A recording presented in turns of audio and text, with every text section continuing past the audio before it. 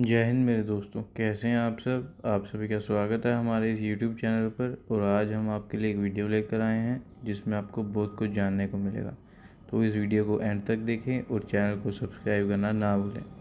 तो चलिए साथ में देखते हैं वीडियो। और आप देख रहे हैं पॉइंट ऑफ व्यू। हमें जी ज्वाइन किया है आदित्य त्यागी ने। सब आदित्य को जानते हैं, टीवी एंकर भी हैं, जर्नलिस्ट भी हैं, यूट्यूब चैनल भी चलाती हैं। बहुत शुक्रिया आदित्य कि आज आप आई हैं। Thank you so much. Thank you so much Arzoo for having me. Thank you. नमस्कार आपको। और सबसे पहले आपको 15 अगस्त की मुबारकबाद। और हम आपसे ये भी सुनना चाहेंगे, समझना चाहेंगे कि कैसा अब लगता है बचपन का जो हम एक इंडिपेंडेंस डे मनाया जाता था उधर से लेकर और अभी एज अ टीवी एंकर के स्टेटस तक आते आते क्या कुछ चेंज आपने हिंदुस्तान में देखा या सेलिब्रेशन में देखा? आरजू जब छोटी थी तो इतना टेक्नोलॉजी का पेनिट्रेशन नहीं था, सोशल मीडिया नहीं था।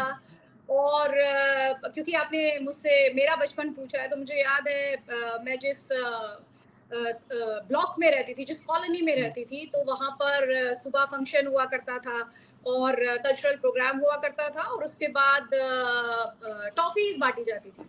तो एक बच्चे के तौर पर वो मेरे लिए कुछ ऐसा होता था। और सिर्फ मैं नहीं, मेरे भाई के लिए भी और जो हमारे फ्रेंड्स होते थे हम सब के लिए।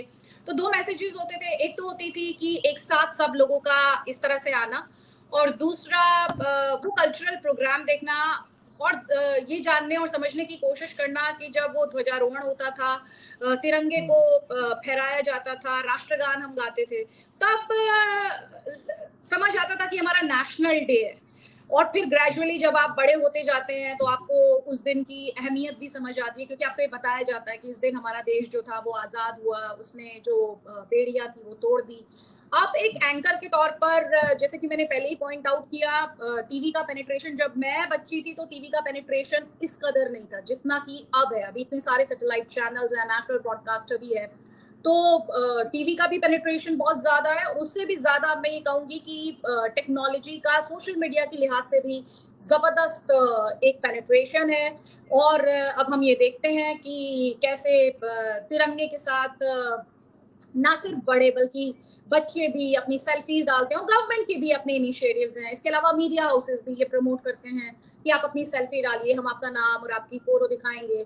लेकिन ये टेक्नोलॉजी का पेनिट्रेशन, लेकिन इमोशन मुझे नहीं लगता चेंज हुआ है। और बल्कि मुझे कहना चाहिए, जिस तरह से इंडिया ने मेरे बचपन से और अब तक की जर्नी की अगर मैं खास तौर पर बात करूं, तो भारत को दुनिया के सबसे बड़े लोकतंत्र के तौर पर देखना, भारत को दुनिया की 5वीं बड़ी इकोनॉमी के तौर पर देखना, और वो भी यूके को डिस्प्लेस करके, जिन्होंने हमें हमारे ऊपर इतने लंबे अरसे तक 200 सालों तक का हमने विदेशी शासन देखा।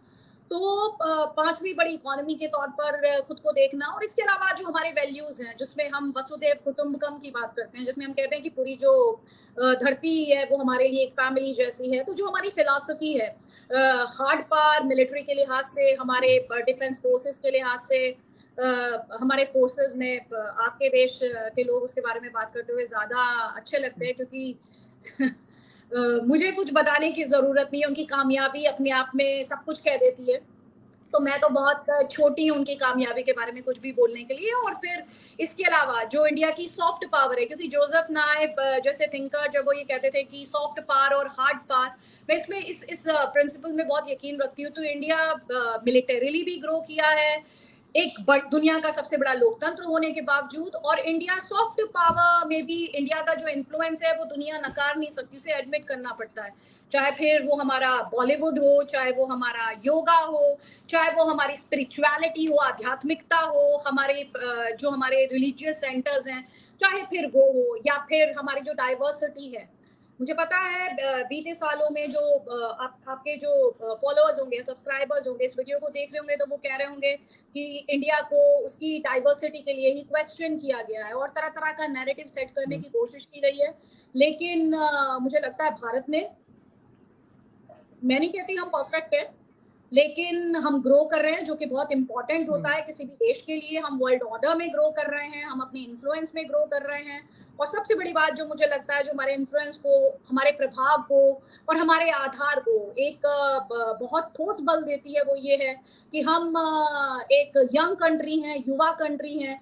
और जो एक बड़ी मार्केट दुनिया भर को भारत में दिखाई देती है। तो जो एक ज़माना था जब पॉपुलेशन को किसी भी देश के अगेंस्ट होल्ड किया जाता था, लेकिन मैं हमेशा से मानती हूँ कि भारत की जो पॉपुलेशन है, जो जनसंख्या है, वो भारत की ताकत है। और दुनिया भर जो है, दुनिया भर के जो देश हैं, वो उसके अंदर एक मार्केट खोजते हैं, एक बाजार खोजते हैं, वो उसे टैप करना चाहते हैं। तो ये बदलाव मैं कहूँगी मेरे बचपन से मैंने अब तक देखा, और मैं 90s का दौर नहीं भूल सकती जब मैं बच्चे से बड़ी हो रही थी। तो मुझे 2 बातें याद है आरज़ू, और इससे आपके दर्शकों को भी पर्सपेक्टिव मिलेगा, और जो शायद उस एज ग्रुप में होंगे वो इससे कनेक्ट भी कर पाएंगे कि एक तो भारत ने अपने दरवाजे खोले 90s में, और दूसरा सचिन तेंदुलकर जिनके थ्रू हर भारतीय अपने सपनों को जीता था, और वो एक तरह से पूरे देश की उम्मीदों को अपने शोल्डर्स पर कैरी करते थे। वहां से अब नीरज चोपड़ा, पीवी सिंधु, ओलंपिक्स में भारत की हॉकी टीम, भारत की क्रिकेट टीम के बारे में मुझे कुछ कहने की जरूरत ही नहीं है। मतलब वो क्षेत्र, वो फील्ड जहाँ पे भारत ने ऊंचाइयां छुई हैं, हम बहुत मुझे कहना चाहिए भगवान के शुक्रगुजार हैं हम कि हम यहाँ तक आए। हम परफेक्ट नहीं है, हमें एक बहुत लंबा अरसा तय करना है, खासतौर पे जब हम विश्व गुरु की बात करते हैं और 200 साल की जो गुलामी है उससे पहले के वक्त की अगर बात करते हैं, जब इन्वेजन और इन्वेडर्स भारत में आए, तो ये एक बहुत बड़ी जर्नी है। लेकिन मुझे पूरा यकीन है जैसे जैसे सांस्कृतिक तौर पर भारत अपनी विरासत और वो जो एक पुनर्जागरण है उसे लेकर Bharat we will get there, I am sure. बिल्कुल ऐसा ही है। लेकिन इससे पहले कि मैं नेक्स्ट क्वेश्चन की तरफ चलूं, मैं आपसे ही जरूर कहूंगी कि आपका ड्रेस बहुत खूबसूरत लग रहा है, और बिल्कुल जैसे फ्लैग है भारत का, वही सब कलर्स हैं, बहुत अच्छा लग रहा है। और मैं नेक्स्ट क्वेश्चन में ये करना चाहूंगी, को ये बताना चाहती हूँ एक छोटी सी बात है, आई एम सॉरी, जी जी, नो मैं 2016 से 2018 के बीच भारत से बाहर रहती थी, यूरोप में रहती थी, स्विट्जरलैंड और फ्रांस में, पेरिस में रहती थी। तो जब ये हमारे नेशनल डेज आते थे तो मेरा मन करता था कि मैं ट्राई कलर को छूं, और वो जो 2.5 साल थे मैंने देखा कि अदिति त्यागी नहीं थी वहां पे, सिर्फ एक इंडियन था। तो मैं जब ये जो आपकी आइडेंटिटी होती है, भारतीय पहले होना और आपका नाम बाद में आना, उसने मुझे कहना चाहिए मुझे मेरे देश के और करीब लाने का काम किया। बिल्कुल ऐसा ही है, और खासतौर पे अगर आप देश से बाहर हो तो फिर और भी ज्यादा लोग जो है वो मिस करते हैं अपनी कंट्री को। तो आदिति, एक चीज और मुझे बताइए कि ये भी बहुत से लोग कहते हैं, पाकिस्तान में बात होती है कि जो आपकी जनवरी में जो आपके यहाँ रिपब्लिक डे मनाया जाता है, वो ज्यादा जोश के साथ मनाया जाता है। 15 अगस्त में वो जोश नहीं होता, बिकॉज कहीं ना कहीं पार्टीशन का दुख है। क्या वाकई ऐसा होता है? पार्टीशन का अभी भी वहां पे लोगों को है कि उसका अभी भी अफसोस है लोगों को? देखिए, पार्टीशन ने बहुत डीप स्कार्स छोड़े हैं, घाव छोड़े हैं, और उन्होंने कई जनरेशन्स को प्रभावित किया है। हम और वायलेंस तो किसी भी तरीके से सही नहीं हो सकता, आप उसके लिए कोई जस्टिफिकेशन दे ही नहीं सकते हैं। तो जब लोग अपने घरों से बेदखल हो जाएं, उनके सर से रातों रात छत छिन जाए, तो वो घर नहीं छिनता और परिवार नहीं बिखरते, वो दरअसल सपने बिखर जाते हैं, लोगों की उम्मीदें बिखर जाती हैं। मैंने ऐसी कई फैमिलीज को जाना है, और मैंने सुना है कि किसी की दादी को कहते हुए या किसी की नानी को कहते हुए कि हम पाकिस्तान में फला फला जगह रहते थे, हमारा इतना बड़ा घर था, हाँ, किसी तरह की कोई कमी नहीं थी। और उसके बाद अपना सब कुछ जब आप एक घर बनाते हैं या आप कहीं भी रहते हैं, तो आप आप एक्चुअली वो सिर्फ यादें नहीं होती, वो आपका सफर होती है। वो सफर रातों रात अगर आपसे छिन जाए तो एक सेंस ऑफ बिलोंगिंग आप में नहीं रहती। आप अपने आप को बिल्कुल ऐसा पाते हैं कि आपकी जड़ किसी ने काट दी है, और उसके बाद जिंदगी को नए सिरे से शुरू करना वो काफी चुनौतीपूर्ण होता है। तो ऐसी कई कहानियां मैंने सुनी हैं, मेरे बहुत से ऐसे दोस्त हैं, और मेरे एक क्योंकि आपने जिक्र किया तो मैं बताना चाहती हूँ कि हम दर्द की बात करते हैं, मैं थोड़ी सी ऑप्टिमिस्टिक हूँ। वो हमारा एक इतिहास है जिसे डिनाई नहीं किया जा सकता, उसके लेके भारत में बहुत डिबेट भी हुई है कि क्या इसे अवॉइड किया जा सकता था, क्या किसी पॉलिटिकल लीडर की एस्पिरेशन की वजह से ये हुआ। तो बहुत सारे एक पॉलिटिकल डिबेट इसके इर्द गिर्द रही है। मैं उस डिबेट में नहीं जाना चाहती, क्योंकि मैं भारत के सफर को इस लिहाज से बहुत अप्रिशिएट करती हूँ, एक इंडियन होने के नाते भी हमने कभी इस बात पे फोकस नहीं किया कि हमारा पड़ोसी क्या करता है। आई एम सॉरी टू से, आपकी कंट्री ने पड़ोसी पे ज्यादा फोकस किया और अपनी जर्नी पर कम, लेकिन भारत ने उन गहरे जख्मों के बावजूद अपने जख्मों पर फोकस किया और उन पर मरहम लगाने की कोशिश की। और जो लोग उन राहत कैंपों में गए अपना सब कुछ छोड़कर, और अपने आप में बहुत टफ लाइफ लोगों ने जी है, जैसे कि मेरे एक दोस्त के दादाजी ने अपनी चप्पल खुद से सी है, और एक सिर से छत नहीं जाती। मैं हमेशा ये बोलती हूँ, उम्मीदें टूटना एक बड़ा झटका होता है किसी के लिए, और लाइफ में वापस उस मोटिवेशन को पाना, तो वो हमारी साइड पे उन बुजुर्गों ने, जो हमारे से पहले वाली जनरेशंस हैं, उन्होंने किया, अपना सब कुछ लगाया, अपना ताकत लगा दी, उम्मीदें नहीं खोई, और टूटी हुई उम्मीदों को फिर से उम्मीद में बदला। जोश मैं नहीं मानती कि 15 अगस्त को कम और 26 जनवरी को ज्यादा होता है। मुझे लगता है दोनों दिन जोश, उत्साह और एनर्जी में किसी तरह की कमी नहीं होती है। और भारत प्राउडली अपने रिपब्लिक डे को भी सेलिब्रेट करता है, जब हमारे कॉन्स्टिट्यूशन को लागू किया गया, जो कि हम बहुत प्राउडली, मेरे जैसे लोग उसके बारे में बात करते हैं कि जो शायद आपके यहाँ होता है और हमारे यहाँ नहीं हो पाया, उसमें हमारे कॉन्स्टिट्यूशन का, हमारे जो फोर फादर्स थे, उनका रोल बहुत बड़ा है, और इसका क्रेडिट मैं उन्हें देती हूँ कि हमारे यहाँ हर किसी की बाउंड्रीज, हर किसी की लिमिट्स को एक तरीके से वेल डिफाइन कर दिया गया, और जो हमारी जुडिशरी है उसने अपनी इंडिपेंडेंस को, अपनी जो उसको जो काम दिया गया था कॉन्स्टिट्यूशन, और हमारे व्हाटएवर सेड एंड डन, हमारे इंस्टीट्यूशंस ने उस बाउंड्री को रिस्पेक्ट किया। ये इन प्रिंसिपल मैंने आपसे बात की, और ये हमने देखा कि हमारे इंस्टीट्यूशंस ने उसे किस तरह से इम्प्लीमेंट भी किया। हमारे यहाँ coup नहीं देखने को मिले, हमारे यहाँ तख्ता पलट नहीं हुआ। हाँ, हमारे यहाँ मिसेस गांधी ने इमरजेंसी लगाई, लेकिन वापस वो लोकतंत्र पर आई और उन्होंने जाके जनता का सामना किया। गलती सबसे होती है, लेकिन उनसे भी गलती हुई, लेकिन उन्होंने जाके जनता का सामना किया। जनता को जो उन्हें सबक सिखाना था, जनता ने उन्हें वो सबक भी सिखाया, और फिर जनता को जब उन्हें माफ करना था तो जनता ने उन्हें माफ भी किया। तो हमारे यहाँ मुझे कहना चाहिए, हमारे कॉन्स्टिट्यूशन ने जो बाउंड्रीज डिफाइन की, हमारे इंस्टीट्यूशंस ने, हमारे लीडर्स ने उन्हें रिस्पेक्ट किया, हमारी फौज ने, हमारे जो डिफेंस फोर्सेस हैं, उन्हें अपने शौर्य में उनके कोई कमी नहीं है। जो अभी आपने कहा कि जोश की डिफरेंस होता है, मुझे नहीं लगता। हमारे यहाँ जोश भी है, एनर्जी भी है, और एक जो संयम की हमारी फिलॉसफी है, हमारे यहाँ वो भी है। तो मैं ये तो नहीं मानती हूँ, वो शायद लोगों को इसलिए लगता है कि एक स्पेक्टिकल देखने को मिलता है। हमारी 26 जनवरी को एक परेड होती है, जिसमें कि भारत अपनी पूरे जो डिफेंस कैपेबिलिटीज है उसकी एक ट्रेलर पेश करने की कोशिश करता है, कल्चरल प्रोग्राम्स होते हैं। लेकिन रेड फोर्ट, उसकी प्राचीर से जब इंडियन प्राइम मिनिस्टर पूरे देश को संबोधित करते हैं, मुझे नहीं लगता, दो अलग अलग सेरेमनीज हैं, उनमें हमें ज्यादा जोश या कम जोश देखना चाहिए, क्योंकि एक इंडियन ऐसा नहीं महसूस करता।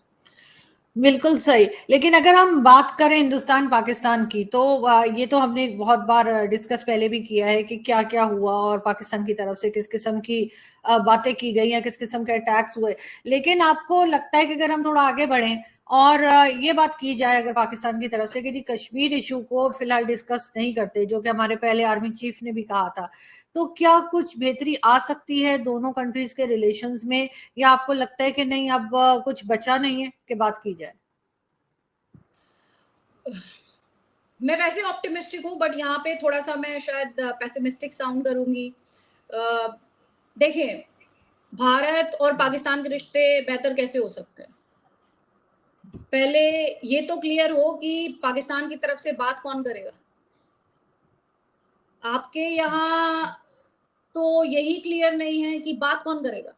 आपकी फौज अलग रास्ते पे जाती है, आपके यहाँ पॉलिटिशियंस कभी इमरान खान होते हैं, पहले नवाज शरीफ उसमें एग्जाइल में थे, अब इमरान खान के साथ जो हो रहा है, मुशर्रफ एग्जाइल में ही मर गए, उससे पहले आपके वहां पर तख्ता पलट, और दूसरी तरफ हमने लड़ाइयाँ झेली हैं, बहुत वेल डॉक्यूमेंटेड है। मैं ये उतने डिटेल में जाना भी नहीं चाहती, क्योंकि मुझे ये लगता है आरजू, बुरा नहीं माने, आप बहुत अच्छी पत्रकार हैं, लेकिन ये सब मेरे जैसे इंडियंस है, सिर्फ पत्रकार से नहीं, एक मेरे जैसे पत्रकार को ये सब फार्स लगता है। फार्स इसलिए लगता है कि भारत ने तो बहुत कोशिशें की है, मुझे लगता है 47 से लेके, और प्राइम मिनिस्टर मोदी जब पहुंच गए थे पाकिस्तान तब तक, और उसके बाद भी जब पठानकोट अटैक हुआ हमारे, हमने आपकी एजेंसीज तक को बुला लिया कि आप आइए, आप देखिए कि किस तरह से आपके यहाँ से जो टेरर ग्रुप्स ऑपरेट हो रहे हैं वो हमारे यहाँ पर किस तरह से आतंकी हमलों को अंजाम दे रहे हैं। वाजपेयी साहब वो बस लेकर चले गए थे, हमें क्या मिला? करगिल मिला हमें। तो भारत की तरफ से, ये तो मैंने कुछ एक एग्जाम्पल्स आपको बताए, भारत ने जितना टेरर अटैक्स को झेला है, जिसका जिक्र प्राइम मिनिस्टर ने किया कि अब उनमें कमी आई है, तो आप भारत सरकार ने ये अपनी पॉलिसी एकदम क्लियर की कि आप हमसे आतंकी और भेजने का काम और हमसे बात दोनों साथ नहीं होंगी। इंडियन प्राइम मिनिस्टर ने कहा कि बंदूक और अगर बम होगा तो उसके शोर में हम शब्द नहीं सुन सकते हैं, तो बात और टेरर साथ नहीं चलेगा, ये इंडियन गवर्नमेंट ने अपनी पॉलिसी में क्लियर किया। लेकिन मुझे ये सब कुछ इसलिए फास्ट लगता है क्योंकि कश्मीर, आपने भी कश्मीर का जिक्र किया, honestly I disagree with those जो ये कहते हैं कि कश्मीर को हम बैक बर्नर पे रख दें, क्योंकि कश्मीर से पाकिस्तान का कोई लेना देना ही नहीं है। महाराजा हरी सिंह ने माफ कीजिएगा, वो भारत के साथ इंस्ट्रूमेंट ऑफ एक्सेशन साइन किया, तो भारत का इंटीग्रल हिस्सा है कश्मीर, जम्मू कश्मीर, और भारत अब ये बात करता है कि पाकिस्तान के कब्जे वाला जो कश्मीर है वो हमें चाहिए, जिसपे पाकिस्तान कब्जा करके बैठा है। तो भारत की अगर कोई चीज मेरी अपनी है तो उसे मैं बैक बर्नर पर, अगर कोई कहे कि मैं तो इसे बैक बर्नर पर डाल दूंगा, वो कन्विंसिंग ही नहीं है, वो मुझे पर्सुएड ही नहीं करेगा, क्योंकि वो मेरा है, और जो मेरा है मैं उस पर अपना क्लेम नहीं छोड़ूंगी। तो टेरर आप करेंगे, टेररिस्ट ग्रुप्स आपके यहाँ से ऑपरेट होते हैं, यूएन में जब डेजिग्नेट किया जाता है टेररिस्ट को, तो चाइना की मदद से भले ही आप उन्हें बचाने में कामयाब हो जाते हो, लेकिन एफएटीएफ की आप ग्रे लिस्ट में रहे, वहां से जो दबाव आया, वहां से जो प्रेशर आया, आप पर ब्लैक लिस्ट होने का खतरा मंडरा रहा था, क्या वो सब कुछ छिपा हुआ है? मैंने फास्ट कहा आपसे थोड़ी देर पहले, अक्सर मेरे डिबेट में पैनलिस्ट आते हैं और वो कहते हैं देखिए हमारी फौज ने तो आपके साथ सीज फायर किया हुआ है। आपने सीज फायर इसलिए नहीं किया हुआ है क्योंकि आपको लगता है आपको शांति चाहिए, आपने सीज फायर इसलिए किया हुआ है क्योंकि आपके खुद के फौजी कहते हैं कि आपके पास असला नहीं है, आपके पास हथियार नहीं है, आपके पास इस समय इंडियन फोर्सेस से टकराने के लिए जो आपका एमिनिशन होना चाहिए उस तरह का नहीं है। इसके अलावा आप अपने डिफरेंट बॉर्डर्स पर चैलेंज फेस कर रहे हैं, तालिबान एग्जैक्टली बिकॉज टीपीपी आपके लिए चैलेंज है, बिल्कुल अफगानिस्तान बॉर्डर इस वक्त काफी है जी। एग्जैक्टली आप अपने घर में बलूचिस्तान मूवमेंट फेस कर रहे हैं, तो आप भारत को तो मैं इस बात के लिए क्रेडिट देती हूँ, सिर्फ इसलिए नहीं कि वो मेरी कंट्री है, मेरी कंट्री तो है, हमने अपने शहीदों को कुर्बान होते हुए देखा, मेरे अपने घर में फौजी है, तो मैं बहुत इमोशनली भी इस बारे में फील करती हूँ। तो आपने, भारत को तो मैं इस बात का क्रेडिट देती हूँ कि भारत जब जानता है कि आप वीक हैं और आप खुद को शांति इसलिए नहीं चाहते क्योंकि आपको भारत की कोई चिंता है, आपको लोगों की कोई चिंता है, लेकिन ये जानते हुए भी कि आपको इसका फायदा हो रहा है, भारत आपको ये करने दे रहा है, तो ये क्रेडिट मैं भारत को देती हूँ। लेकिन जब आप बातचीत और एक स्थायी शांति की बात करती हैं, मुझे वो लगता है कि वो सिर्फ एक फार्स है, और ये मैं हवा में नहीं बोल रही, हमने इतिहास में देखा है 47 से लेकर आज हम 2023 में बातें कर रहे हैं, बात एक दूसरे से संवाद कर रहे हैं, ऐसी कोई मिसाल नहीं है जो ये प्रूव करे कि स्थायी समाधान, स्थायी शांति हमेशा के लिए हो सकती है।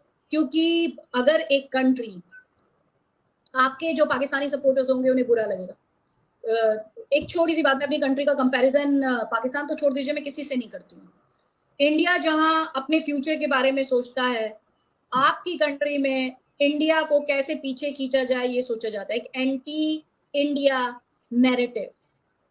भारत में इतनी बड़ी संख्या में मुसलमान रहता है, उसके जो अधिकार है वो गारंटीड है इंडियन कॉन्स्टिट्यूशन में, लेकिन आपकी कंट्री में बड़ी चिंता रहती है। वहाँ पे अहमदिया की चिंता नहीं रहती, वहाँ शियाज की चिंता नहीं रहती, वहाँ पे हिंदुओं की चिंता नहीं रहती, उनको भारत के मुसलमान की बहुत चिंता रहती है। तो बहरहाल ये तो खैर नैरेटिव्स की मजबूरियां हैं शायद, या लगता है आपके देश में बैठे हुए कुछ फोर्सेस को कि वो भारत को इस तरह के नैरेटिव से पुल डाउन कर पाएंगे। तो ऐसा तो होगा नहीं, क्योंकि सच्चाई जो है वो सबके सामने आती है, वो दिखाई देती है। एक नैरेटिव बिल्ड करने से सच्चाई बदलती नहीं है। लेकिन अगर मैं कहूँ आपकी कंट्री की बात, क्योंकि आपने मुझसे कहा दोनों देशों के संबंध, किसी भी देश में टाइम और एनर्जी के लिहाज से अगर हम बात करें, 76 साल अब हमें हो गए, कोई एक एग्जाम्पल मैं ऐसा नहीं देख पाती हूँ आरजू, जो मुझे इस बात की उम्मीद दे कि कभी पाकिस्तान एंटी इंडिया नैरेटिव छोड़कर सिर्फ अपने बारे में सोच सकता है। And I will be more than happy if time proves me wrong in future. और मेरी भी यही ख्वाहिश है कि टाइम आपको बिल्कुल रॉन्ग प्रूफ करे और ये चीज जो है हम बदलते हुए देखें, क्योंकि इसमें दोनों देशों का फायदा है, ना सिर्फ पाकिस्तान का बल्कि हिंदुस्तान का भी। कि अगर पाकिस्तान की तरफ से पॉजिटिव बात की जाए और पाकिस्तान की तरफ से जो नेगेटिव एक नैरेटिव बनाया जाता है बार बार हिंदुस्तान के लिए, वो ना हो। ये हमारे भी फायदे में है और हमें इसका ज्यादा फायदा है, शायद हिंदुस्तान को कम है, लेकिन ऐसा नहीं होना एग्जैक्टली मैंने चाहिए। वही आपसे कहा आरजू कि इंडिया ने कभी आपको टारगेट करने की कोशिश नहीं की। आप खुद से एग्जांपल्स ले लें, इंडिया ने आपको टेररिज्म पर एक्सपोज किया क्योंकि इंडिया उसका दंड झेल रहा है, और ऐसा थोड़ी है कि सिर्फ इंडिया ने आपको एक्सपोज किया। अब ये हकीकत ऐसी बन चुकी है, आपके यहाँ फौज ने डेमोक्रेसी को डेवलप नहीं होने दिया, उसको उसको रूट्स नहीं लेने दिए। आपके यहाँ पर इकोनॉमी के लिहाज से भी अगर मैं गलत हूँ तो आपकी इकोनॉमी भी पाकिस्तानी फौजी चलाती है, एक्स फौजी चलाते हैं, वो करप्शन करते हैं। आपके यहाँ जो इंस्टीट्यूशंस हैं उनकी सारी क्रेडिबिलिटी, विश्वसनीयता जो है उस पर आप ही के देश के भीतर सवाल उठते हैं। आपके यहाँ किससे बात करें, आपके यहाँ प्रधानमंत्री सेफ नहीं होते, फॉर्मर प्राइम मिनिस्टर सेफ नहीं होते, आपके जो फॉर्मर रूलर्स हैं वो सेफ नहीं होते, तो आप बात किससे करेंगे? एक कंट्री जिसकी बुनियाद एंटी हिंदू और एंटी इंडिया नैरेटिव पर है, वो आपको कई बार सोचने के लिए मजबूर कर देती है। तो शांति होनी चाहिए, मैं शांति के खिलाफ नहीं हूँ, लेकिन वो शांति मुझे जख्म देकर नहीं हो सकती। मुझसे मतलब मेरे देश से, मेरे भारत से है, और मेरे देशवासियों को जख्म देकर नहीं हो सकती। तो आप पहले अपना चाल चरित्र चेहरा बदले तो सही, आप विश्वसनीयता तो हासिल करें। आपने इतनी बार मुझे चाकू घोंप दिया है कि उसके बाद मेरा मन कहता ही नहीं है, ना मेरा दिमाग कहता है कि मैं आप पे भरोसा करूं। तो आप वो भरोसा तो जीते पहले। बिल्कुल ऐसा ही है, और मैं खुद भी यही कहती हूँ कि पहले भरोसा जीतना होगा, पहले साबित करना होगा कि जिस किस्म की कंप्लेंट्स या जिस किस्म की शिकायत भारत को हमसे है, हम वो सब कुछ रोक रहे हैं और रोकने की कोशिश ही नहीं कर रहे बल्कि रोक भी रहे हैं। और इसी तरफ जो है जब हम जाएंगे तभी अमन होगा और तभी पाकिस्तान भी तरक्की करेगा, और जो हमारी प्रॉब्लम्स हैं, चाहे इकोनॉमी हो या फॉरेन पॉलिसी हो, वो हमारी ठीक हो पाएगी। Thank you so much Aditya कि आज आपने ज्वाइन किया। हमेशा की तरह बिल्कुल दबंग तरीके से आप बात करती हैं और यही अंदाज आपका सबको पसंद है। बहुत शुक्रिया कि आज आपने ज्वाइन किया। तो दोस्तों, आशा करता हूँ कि ये वीडियो आपको अच्छा लगा होगा। अगर अच्छा लगा हो तो वीडियो को प्लीज़ लाइक कीजिए, और अगर चैनल पर नए हैं तो चैनल को प्लीज़ सब्सक्राइब कीजिए।